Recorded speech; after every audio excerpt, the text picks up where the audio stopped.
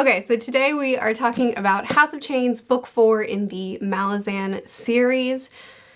If you follow my reading vlogs, then you kind of already have an idea of how I feel. I do have spoiler-free chats in my reading vlogs, or check-ins in my reading vlogs if you don't want to be spoiled, but if you do, this is the spoiler video. And oh man, I had a bit of a roller coaster of an experience with this one. It seemed like I tried to check in each part, in each book, within the book, each section, and you know, you could see me in different levels of energy depending on where I was in the series. This is definitely my least favorite of the 4 that I've read so far, but there's still plenty to talk about.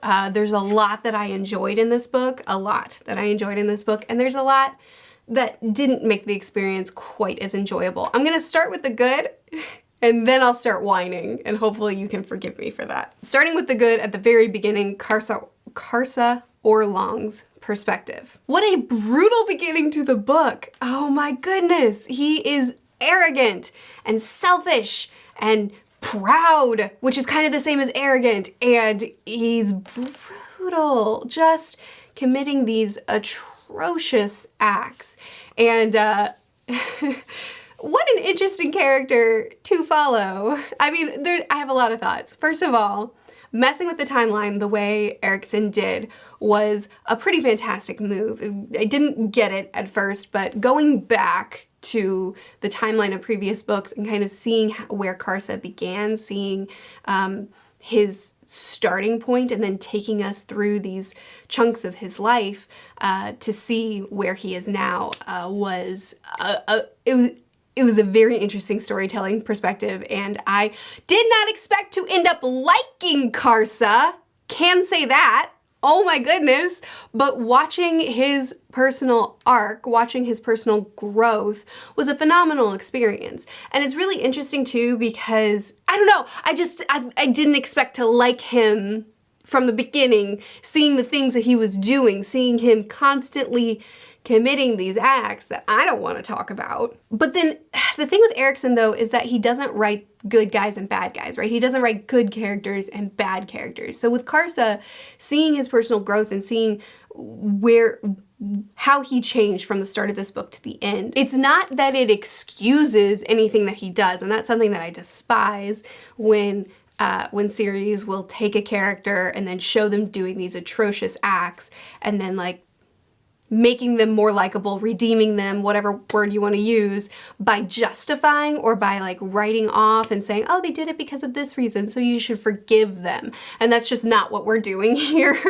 It's like nothing is justified and nothing is okay. Like I still look back at Karsa at the beginning of book 1 and I still despise so much of what he chose to be and do, but he's not a bad guy turned good guy. It's just Erikson just writes very layered and nuanced characters to where he's still is doing a lot of killing by the end of the book, but it's just his transformation, seeing how much he's changed, has just turned him into such a complicated character that I have a lot of feelings about and that I'm loving hanging out with. I'm loving watching him go through his life. And we're definitely not done with him. I mean, he has this prophecy on his life, right?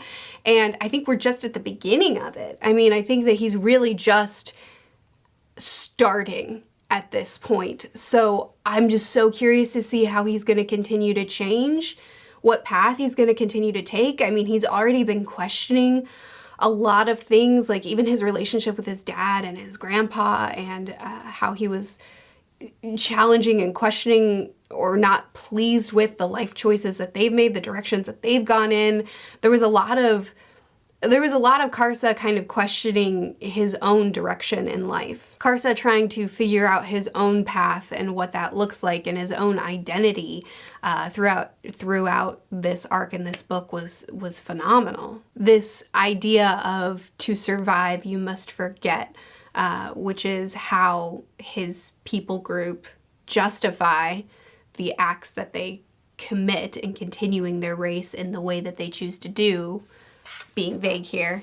Because 1, YouTube doesn't like to talk about this stuff, and 2, frankly, I don't either. But cleansing their past to isolate their bloodline, and explaining why they live their lives the way that they do. And then you have Sabal kind of challenging that mentality and that ideal, telling him that, you know, you have to learn from your past and you have to carry it with you. And then we have him, you know, carrying the people that he killed with him, or carrying the spirits of the people that he's killed. So you have a lot of Karsa kind of figuring out his beliefs in life, his way of looking at the world, what he thinks and his own path and where he's going from here, challenging his fates and his destiny. And he's just a very fascinating character. He's such a fascinating character. And a lot of Karsa's journey and a lot of what the themes that we explored through Karsa in this book are just so reminiscent to me of Vinland Saga, which maybe it's a touch of I don't think it's that much of a stretch, honestly, but it is on my mind because season 2 is just, the first episode of season 2 just dropped, and I am currently reading through Vinland Saga with Philip. Philip, back me up in the comments. Do you see it too? Maybe you don't. There's a lot, if you like both, I feel like a lot of what Karsa is experiencing really reflects, parallels well with, I'll start talking about the book again. A lot of Karsa's perspective in the beginning I didn't connect with, I didn't jive with until he was kidnapped and, you know, he was beaten, or he was badly injured and in a really rough spot, and Nam being there with him, staying with him, talking with him, and that kind of camaraderie. I think that really was the beginning of me being more invested in this perspective. The scene when they went on the ship and saw the headless oarsman, I was like, oh man, I love that scene. But anyway, Erikson is very, very good at writing companions. He's very good at writing duos, two characters that just, I think for me, characters are the most important thing to me. If I can get attached to characters in a story, then I am invested. And even more so than that is relationships among the characters. And that's something that Erikson just never really disappoints me on, is when he writes two characters especially, but you know, many characters and their relationships between each other and their loyalty and love for one another, that hooks me in a perspective more than anything else does. And that's something that Erikson writes phenomenally every single time. Moving on from that perspective, I guess we can go ahead and talk about Sha'ik and her rebellion. So if you remember my review from Dead House Gates, which was a long time ago, Felicen's my girl. I love her. I love the way Erikson wrote her. I love the way Erikson didn't pull back on her character, the way she responded to her trauma, the way she responded to people around her as a reaction to her trauma, and as I feel for her. I feel for her. I feel like even in her most bratty, horrible, selfish, awful moments, I see a broken child. A child, and I just hurt for her. And my experience with her in this book was rough. You know, seeing her being taken over by the whirlwind goddess, or losing herself within the whirlwind goddess, really just losing herself. She's my girl. She's my girl. And then along with that, you also have, you know, Felicen and Tavor and all the conflict that came with them. And Tavor is a really interesting character because we never actually got a perspective from her, right? So we see everything from the perspective of the people around her, which I think is fascinating. Anytime that happens in a multiple POV book where objectively it would be more interesting to be in the perspective of this person, but the author seems to be intentionally withholding that perspective from us, I tend to read too much into that. I'm doing that with a book that I'm reading right now, a series that I'm reading right now. She comes off as cold and cruel and heartless and just very intense from other people's perspectives. So I gotta wonder, because Erikson is not afraid of throwing a whole lot of POVs at us, why didn't we get this one?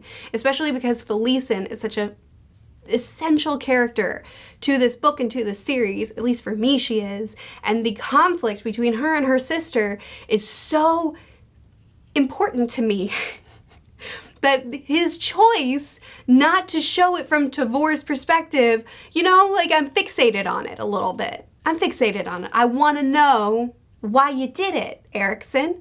I just have to think that I hope we're gonna get from POVs from her in future books, and we're gonna see how much this broke her. Because, you know, Felicen, oh gosh, the scene where Felicen is saying, like, all she wants is for her sister to love her. All she wants to know is does her sister, why doesn't her sister love her? Like that killed me. That killed me. And I feel like with Tavor, there were things that she would say or do, especially when she was like with people that she trusted, that kind of indicated that Tavor was torn up about this situation with Felicen, that she was really, really struggling with this too. And so I feel like that's an untapped mine, right? Like, it seems like Tavor was really broken over this situation too, but had to be strong. And the fact that Erikson showed so much vulnerability and pain in Felicen, but didn't tap into that with Tavor, I feel like there's gotta be a reason. So I think we gotta get it, you know, hopefully. In future books, please let me see this falling out and see how this has affected Tavor, please. Anyway, I don't believe Tavor knows that she killed her sister. I don't believe that she realizes. So that's gotta come. That would be my expectation, that's when we're gonna get a Tavor POV, is when she finds out, you know, what actually happened. Specifically because Lestara could have told Tavor that what happened. She could have told her that she killed Felicen, and she didn't. And I feel like it's because she knows that would kill her, like that would break her. So I'm just waiting for someone to tell her and for her to be broken. I don't know, just everything around that whole situation between Felicen and Tavor, just like everything around Felicen just really killed me in this book. And I'm so sad. Speaking of sadness, I guess we can just go ahead and talk about Felicen the Younger, because that's the worst part of the book for me, in a book full of really rough stuff.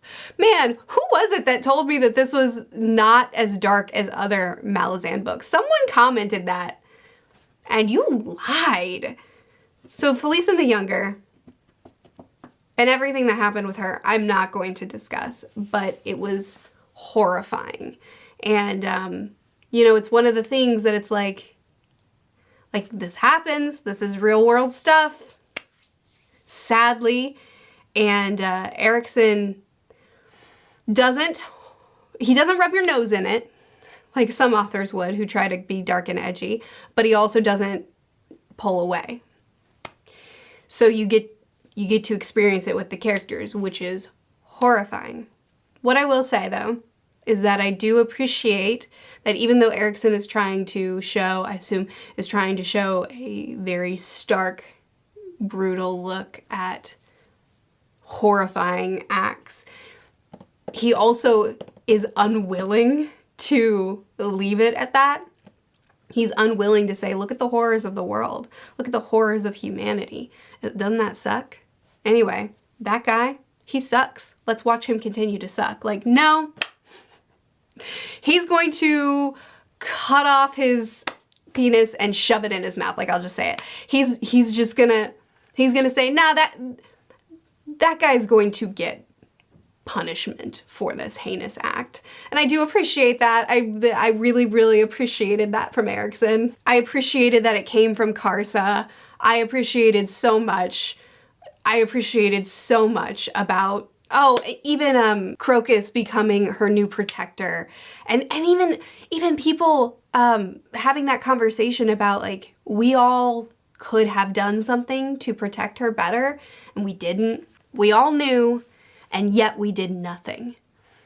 And I really appreciate that. I mean, I really appreciate it's not just a stark look of the evils of the world, but it's a stark look at humanity not doing enough, at people being aware of it and doing nothing, and then Erikson not being able to withhold punishment from from this horrible, horrible, horrible man. And I don't know, I hated it. I hated it. I hated it. It was horrible to read and it made me really sad. But I don't know, Erikson's handling just, it sucks, but he does a good job, I think, I feel. I'm trying to look back because somebody commented something on my video that I do want to quote. Okay, cool. So on one of my reading vlogs, the reading vlog where I was very sad about Felice and the Younger, he said that Erikson's wife said, or rather this is the quote, "In any case, my wife responded with something like this.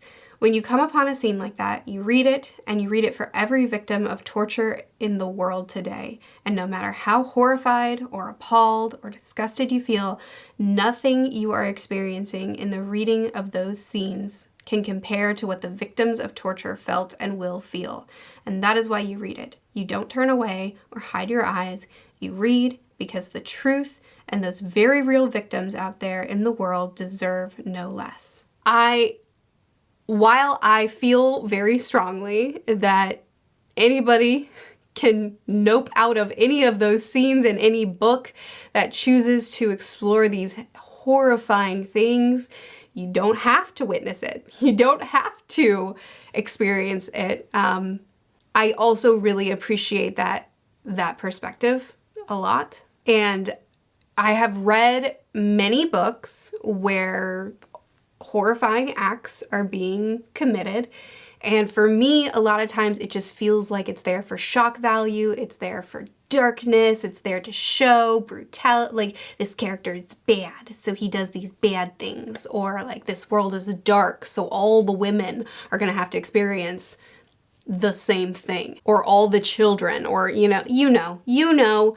There are times where I read grimdark books and I feel like it's just not handled with nuance and care. And I just don't feel that way with Erikson. It's hard to read and I don't enjoy it, but I also feel like he always does it with care and with intentionality, or at least that's been my experience through these 4 books. And this is the kind of stuff that this is why I need to take a long break between books, but also he never makes me feel like I need to stop reading because of the way he handles it. All right, I'll move on. Cutter and Apsalar. Crocus and Apsalar. Everybody needs a name change, apparently. Thanks for that. Appreciate it, Erikson.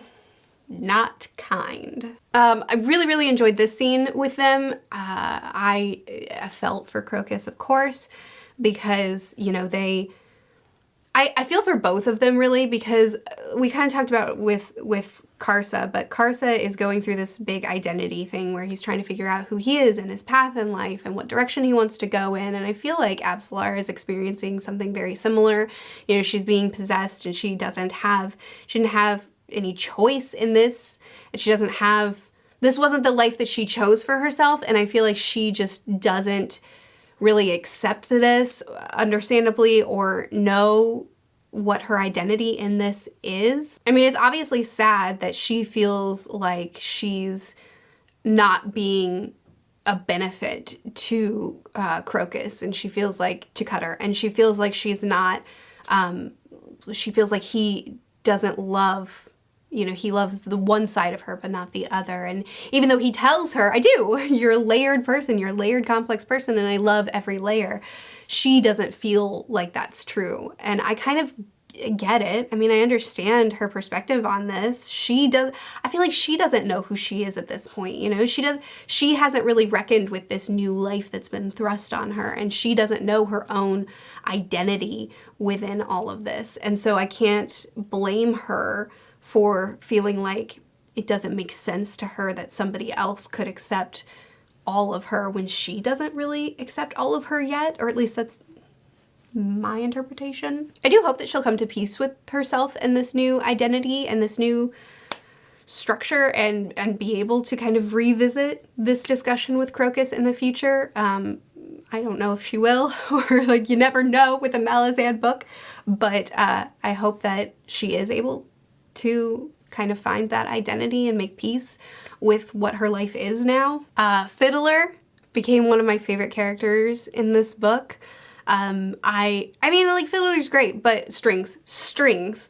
But in this book, we got some incredible scenes from him, stuff for himself personally, with him even like considering deserting, even though he's been such a loyal person up to this point. Now, just because of the things that he's seen and things that he's been through, he's considering deserting, which I feel like is a really big moment for him as a character. But the scene that really just solidified, just locked him in as one of my favorites, was when he found out about the bridge burner's death. So he found out about Whiskey Jack, and he had to reckon with this loss, and he was mourning. And in the midst of his mourning, he was still just there for Tamul, and was encouraging him. And, you know, that I just think that that was such an incredible character scene for him, and it really made me love him so much. I felt for him so much. Even Coltane, I feel like I even like better in this book. There's a lot of characters that I either didn't have good feelings towards, or that I enjoyed, but they weren't top tier characters for me. That so many characters that were elevated in this book that I feel like had incredible character moments, and I really became even more attached to.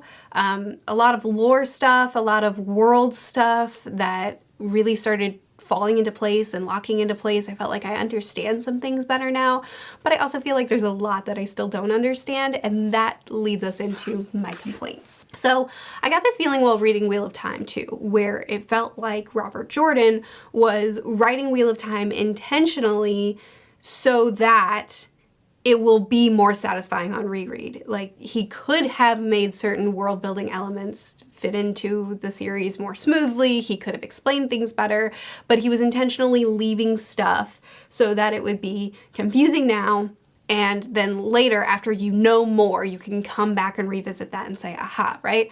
That's how it felt to me. I don't know if that's truly the way he wrote, but that's how it felt to me.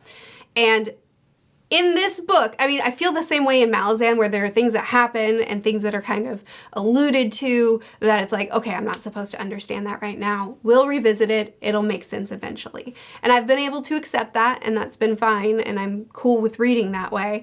But House of Chains, I felt like it was cranked up to 100, where Erikson was so determined to make this so rereadable that he made it less readable on the first go. There were times where I was really overwhelmed by half informations. There were times where I was really getting frustrated by just feeling very overwhelmed by not understanding so much. And part of that has to be my fault for spacing these books out so far, because they are really heavy and they are really difficult to read, and there are scenes that are just a lot for me emotionally, so I take long breaks. So part of it's my fault, because I am going to forget some stuff when that happens, but part of it's Erikson's fault too. Like, he's doing this on purpose. He's doing it, he's creating a very rereadable series, but I feel like he leaned too far into that in House of Chains, to where I felt more confusion in this book. Like, some things I felt really satisfied that things were clicking into place and things were making sense, but then some things I was just like, I don't know what's going on, and that was very frustrating for me. So some stuff that I'm just gonna bluntly tell you, I don't get it. First of all, the thing with the dragon. I don't understand anything that went on there. The sea flooding into the desert. What does that mean? Where did it come from? What's going on? And basically everything to do with Hiboric. I understand that the god of war has chosen him as a descendant, and now he carries this power of the jade statues with him, but what do you mean?